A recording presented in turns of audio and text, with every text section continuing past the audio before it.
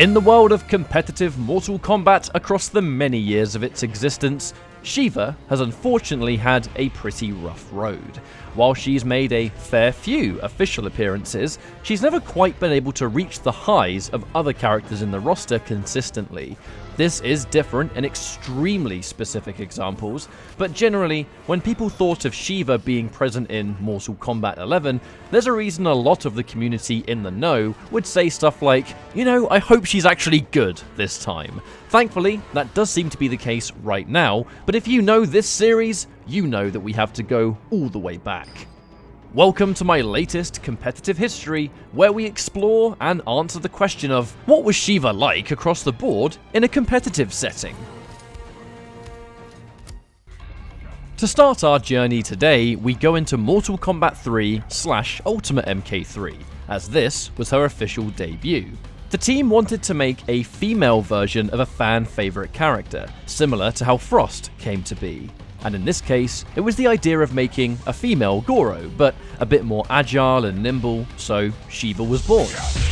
Sheeva wins. Mechanically, she has a lot of moves that belong to the Shokan design, and in Ultimate MK3, here they are.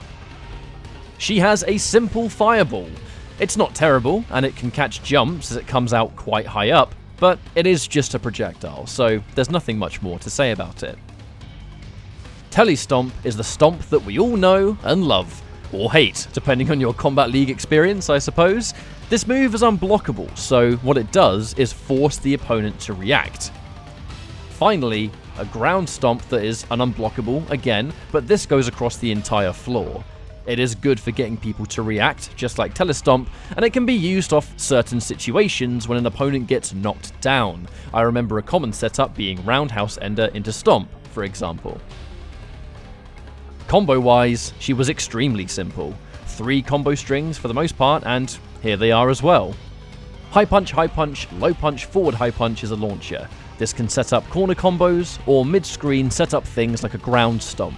But this isn't the string that you use all the time, and that is because Sheeva has a devastatingly high damage string on its own, which is this. High punch, low punch, high kick, low kick, back high kick. It is 42% damage by itself, and off a neutral jump kick is over 50%.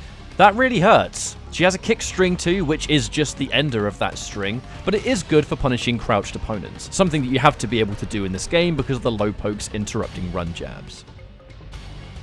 So that's the basic overview of Sheeva, but here's the thing.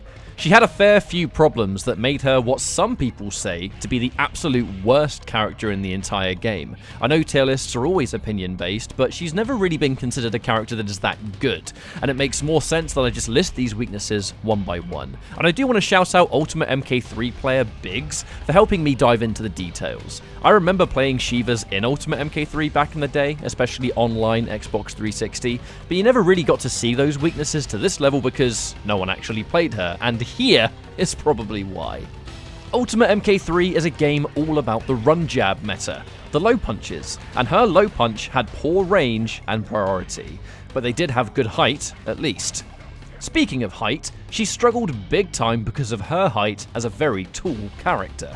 Instant jump attacks are a lot more lethal against her because of this, and if you fight a Cabal who nails the instant air gas blasts, you're pretty much done for.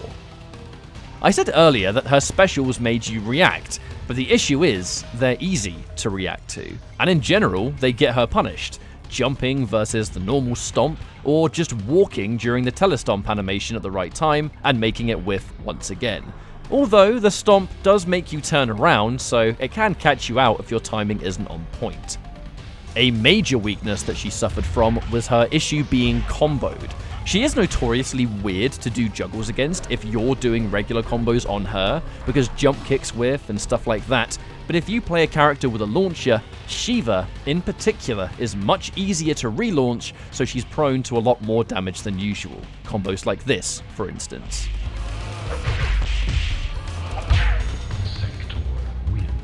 The biggest issue of all was that she had the same hitbox when she's standing and crouching. This means that in the corner, she gets infinited in the corner by jabs. She can't poke out. This means if you're in the corner, it's basically over. To stop us from ending things on a super negative though, I do want to mention some good things that she did. Her damage was very decent indeed. When she actually got a hit, she could make it hurt, which in a fighting game is always welcomed.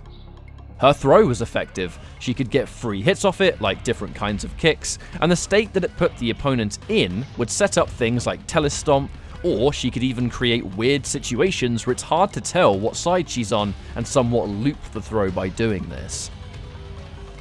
The stuff she did well was pretty cool, but it's not really enough to make her stand out, and she is very much not an amazing character in Ultimate MK3, in a game with godlike top tiers, remember.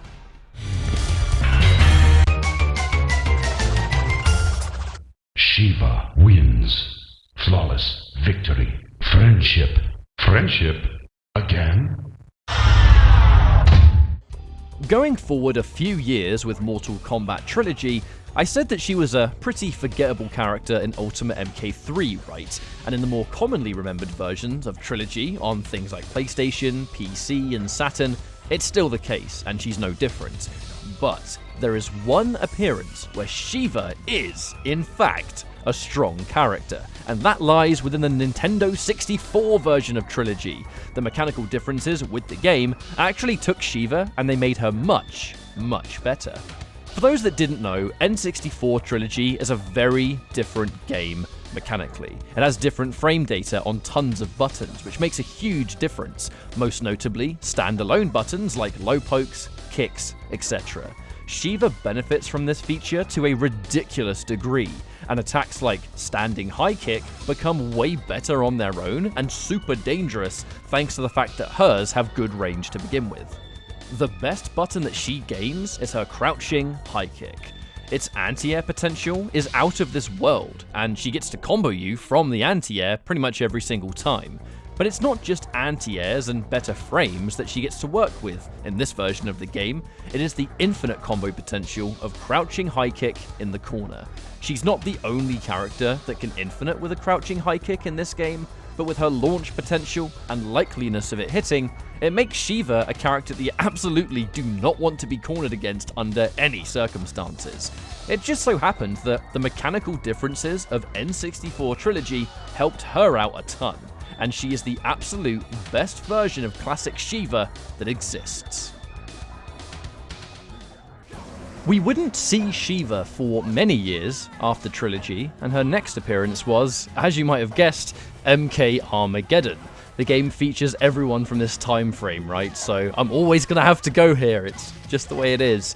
My good friend and old school 3D MK head THTB filled me in on the Sheeva details. Sheeva was interesting in that she had lots of launch potential and sported really fast recovery on a lot of things. But the format will change a bit in this video because she had weapon and hand-to-hand just like everybody else, but her hand-to-hand was extremely forgettable, aside from it not really having much besides some launches and some ranged pokes. The biggest issue was that she had the blocking animation of boss characters, which is a lot slower than everyone else. Weapon stance didn't have this blocking animation, so if you tried to use the block step technique for faster sidestepping, for example, you can only actually do it with the weapon stance as Sheeva. This means that weapon is pretty much the only stance that is worth using, so we actually won't need to highlight hand-to-hand here besides a few combos. Special-wise, it's all there. Telestomp, Ground Stomp, which launches in this game by the way, and Fireball all make their return. Fireball is kind of weird though, because it can go through them if they're too close, but that's just 3D MK things right there. She also has this grab, which was back forward 1. It's the only new move that she has in this game, but it's really nice to set up into when attacks connect grounded. The main thing we're diving into here is the weapon stance, Shokan Blades. Some absolute key buttons do exist in this case, first of which is standing 1. This does really good damage for a single button. And look at the recovery too, incredibly fast. Better still, it even sets up for a free throw, which is kind of insane if you look at the move by itself. 2-1 and back 1 both launch, and again, sport crazy fast recovery. You can actually do things like whiff these buttons and instantly parry if the opponent tries to whiff punish. On the subject of parrying and the general idea of getting a free launch, should you hit a launcher, Sheeva's hand-to-hand 2-2 stance change 4 was super high damage. Use this as a combo ender, and Sheeva gets simple half-life BMBs. So, the parry causing a stun and a free hit is incredibly dangerous with this character. Make sure you're not wasting your breakers against her, that's for sure. But, in reality, this is very much the game plan as Sheeva. Harass the opponent with those fast recovering and incredibly fast buttons. Look for big launches into devastating damage. The grab sets up for very good Oki situations, which you get for free off some of her best buttons, and Telestomp is a really neat counter-zoning tool because it's fast and it fully tracks anywhere on screen. But that is kind of all Sheeva has in this game. Again, a character that you could learn incredibly quickly, aided by the fact that her hand-to-hand just isn't that useful by itself. She has some weird execution if you want to swap between stances mid-combo, but it's not so bad once you get the hang of it. Because Sheeva wasn't broken, she sat in the mid-tier, a common place for anyone in Armageddon that wasn't a super top-tier pick. In this game, you were broken or you were mid, basically. That's just the law of the Armageddon land. Mortal Kombat 9 in 2011 revived the entire franchise and reintroduced every character from the first 3 games, for the most part, so it's no mystery why Sheeva was also added for that reason. Unfortunately though, she would continue tradition of being not particularly strong and was without a doubt one of the worst characters in this game. She was a real struggle to play at high level, because she just lost so many matchups. Anyway, before I go into that, here are the moves. Telestomp returns again, but this time you can decide whether it goes in front or behind, as well as tracking. Meter burn it to make it armored. Fireball makes its comeback, doing a lot more damage than you might expect, especially when meter burned because it does 16%. Ground Stomp also returns, but it's a cheeky little unblockable from full screen and closer. Meter burn this to attack twice for even more damage. Grab and Punch is a strike that does really good damage on its own, but when meter burned will become armored, do more damage, and allow you to choose which side the opponent goes at the end, which for Sheeva is quite important. Air Grab is as it sounds, a grab that hits airborne opponents. Fast and good damage, especially when you meter burn it. Finally, and the most significant new move that she gets, a grab that only hits crouched opponents, but the damage off this is absolutely ridiculous. Sheeva has a few lows, but none more significant than back to 1+2. Special cancel this low trip, and the damage is insane for such little effort. If we're talking plus frames, the Grab and Punch is usually plus on block, so that was your main pressure tool at close ranges because everything else was pretty damn minus. So this was the magic move, really. Do things into Grab and Punch, and then afterwards you can squeeze in a down 4, or if they respect, go in for grabs and stuff. Sheeva wasn't a complicated character at all. Her most standout area was damage by far, because if her overhead grab hit you, you'd say goodbye to a sweet 50% of your life bar for very little hits indeed. So there was, forever, a mix-up between overhead grab and back to low. Her plus frames off Grab and Punch would open up meter build, so if she gets 2-1-2 forward 1 grab, it's half a bar. But she wasn't ever truly starved for meter, so she could be kind of armor happy and stuff. The issue is, this character sucked. It's kinda hard to even put into words. I mean, she was just so bad. Nothing about her was crazy threatening at range, and there were some real issues that gave her a hard time competitively. Matchups were the biggest letdown. She could get zoned out, kept away, rushed down into oblivion with safe mix if she didn't have any meter. She got punished crazy hard for things. You just look at all of the top tiers of MK9, like Cabal, Kenshi, Cyrax, Sonya, Freddy Krueger. How was Sheeva ever supposed to be able to compete with these characters? The reality is, she just couldn't. And even the mid-tiers of the game could still compete against her if they had good defensive tools. She didn't beat anyone, really, but she lost to so many characters if we're talking matchups alone. This is the way it is, but I will never forget a legendary victory for those that remember Mortal Kombat 9's most competitive days. GGA Jeremiah from Galloping Ghost Arcade, a prominent Sheeva main, going up against Cat, who was a super high-level Cabal player for the time. Sheeva has no right ever winning the Cabal Sheeva matchup, but at final round in 2012... Oh man, everybody's watching this match. Oh, big whiff there by Jeremiah. No punishment there. Cat not really. Oh, there we go. Got her grounded. Now she does have meter to break. He's not going to break though. He wants to use his meter for an armor move. I guarantee it. There it is. That's all he needed. Good spacing by GGA Jeremiah taking the first round. Oh, good saw. Jeremiah stomps him. Good stomp again. And it's over. Shoots him to death. Everybody, let's see this crowd. No. Jeremiah, she's not too slow to punish that. With that string. That's it. This is not going to kill her. Not going to be it. Yes. Oh! Jeremiah! He moves on. Winner's bracket, sending Cat to losers. This Jeremiah set really is one of the more remembered sets of MK9's prime. You never really saw low tiers win in tournaments to this degree. Cat was clearly super uncomfortable with a matchup a lot of people truly never bothered with, and Jeremiah played the best Sheeva gameplay that all of us had ever seen at the time.